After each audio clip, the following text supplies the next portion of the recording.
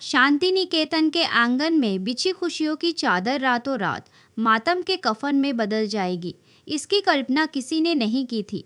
मिहिर और नोइना के विवाह का मंडप सजा था, मंत्र पढ़े जा रहे थे, लेकिन उस पवित्र अग्नि के पीछे छल और फरेब की एक ऐसी कहानी बुनी गई जिसने रिश्तों की बुनियाद हिला दी। मुन्नी, जो हमेशा से शांति निकेतन की भलाई चाहती थी, उसने नोइना के इरादों पर शक होने के बाद एक खतरनाक खेल खेलने का फैसला किया। मुन्नी को लगा कि नोइना केवल मिहिर की संपत्ति और घर में अपनी जगह पक्की करने के लिए कैंसर की झूठी बीमारी का सहारा ले रही है। इसी शक के चलते मुन्नी ने डॉक्टर को भारी रकम देकर एक जाली रिपोर्ट तैयार करवाई, जिसमें यह दिखाया गया कि नोइना को कोई कैंसर नहीं है, बल्कि उसके पेट में केवल साधारण अल्सर है। मुन्नी का मकसद नेक था। वह चाहती थी कि तुलसी के सामने नोइना का पर्दाफाश हो जाए और मिहिर एक गलत शादी के बंधन में ना बंधे। जैसे ही तुलसी के हाथों में वह जाली रिपोर्ट आई, उसके पैरों तले जमीन खिसक गई। तुलसी, जो हमेशा आदर्शों और सच्चाई की राह पर चलती है, वह हाथ में रिपोर्ट लिए सीधा मंडप की ओर भागी।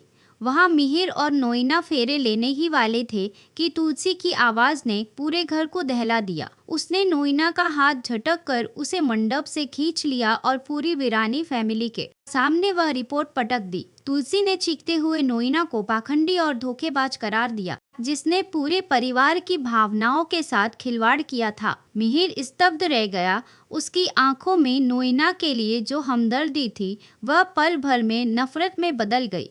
नोइना को बेइज्जत करके घर से बाहर निकाल दिया गया, लेकिन नियति को कुछ और ही मंजूर था। नोइना, जो वास्तव में अपनी अंतिम सांसें गिन रही थी, वह भारी मन और टूटते शरीर के साथ शांति निकेतन की दहलीज पार कर गई। मुन्नी की एक गलती ने सच को झूठ के चादर में लपेट दिया था। घर से निकलने के कुछ ही घंटों बाद नोइना की हालत बिगड़ने लगी और उसे फिर से अस्पताल ले जाया गया, जहां असली डॉक्टर ने पुष्टि की कि उसे वास्तव में एडवांस स्टेज का कैंसर था और मुन्नी के पास जो रिपोर्ट थी वह बदली गई थी। जब यह खबर शांति निकेतन पहुंची तो पूरे घर में सन्नाटा पसर गया। तुलसी को अपनी सबसे बड़ी भूल का एहसास हुआ। उसने एक मरती हुई औरत को अपमानित किया था।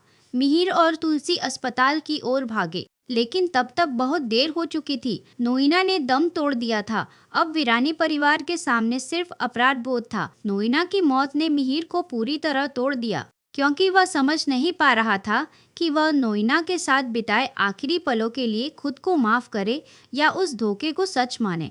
तुलसी अब खुद को नोइना की मौत का जिम्मेदार मानने लगी है। क्या शांति निकेतन की दीवारें इस पाप के बोझ को सह पाएंगी? क्या मुन्नी की वह एक गलती पूरे परिवार को हमेशा के लिए बिखेर देगी? आगे की कहानी और भी दर्दनाक होने वाली है।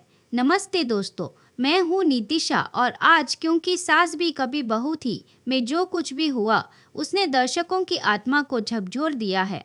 नोइना का अंत इस तरह होगा, यह किसी ने नहीं सोचा था। तुलसी का वह गुस्सा और फिर वह पछतावा शो को एक नए मोड़ पर ले आया है। मुन्नी ने जो किया वह परिवार को बचाने के लिए था, लेकिन उसका अंजाम एक बेगुनाह की जान लेकर हुआ। अब शांति निकेतन में नोइना की रूह भटकती दिखेगी या मिहिर खुद को खत्म कर लेगा, यह देखना दिल दहला देने वाला होगा। आप बने रहिए मेरे साथ यानी नीतिशा के साथ, क्योंकि इस ट्रैक में अभी कई राज खुलने बाकी है।